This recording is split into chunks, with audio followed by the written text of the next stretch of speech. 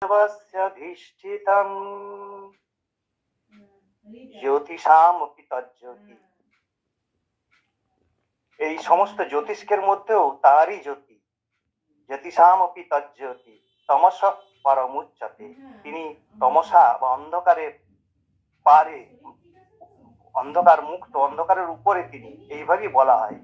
পরম উচ্চতে, উচ্চতে মানে বলা হয় তাকে এইভাবে, অন্ধকারের পারে বলে তাকে মনে করা হয়। জ্ঞানং জ্ঞেয়ং জ্ঞানগম্যং। জ্ঞানং তিনি জ্ঞান, তিনি জ্ঞেয়, জানার বস্তু হচ্ছেন তিনি। আমাদের ঠাকুর রামকৃষ্ণদেবও বলেছেন যে জ্ঞান বলতে ঈশ্বর আছেন, এই যে বিশ্বাসটি, এই যে দৃঢ় মনের ভাবটি, এটিকেই বলে জ্ঞান, বাকি সবই অজ্ঞান। জ্ঞেয়ং, তাকে এই পৃথিবীতে জানার বিষয় হচ্ছে তিনি। আমি কে, আমি কে জানতে গেলেই তাকে জানা যাবে।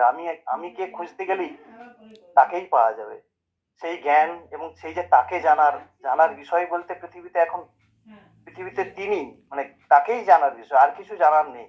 জ্ঞানগম্যং মানে জ্ঞানগম্যং মানে যিনি, জ্ঞানটা যার ভেতরে আসতে পারে, সেই শুদ্ধ বুদ্ধি সম্পন্ন পবিত্র হৃদয় মানুষদের কথা বলা হচ্ছে। জ্ঞানং জ্ঞেয়ং জ্ঞানগম্যং হৃদি সর্বস্ব অধিষ্ঠিতম। সকলের হৃদয়েই তিনি অধিষ্ঠিত হয়ে আছেন।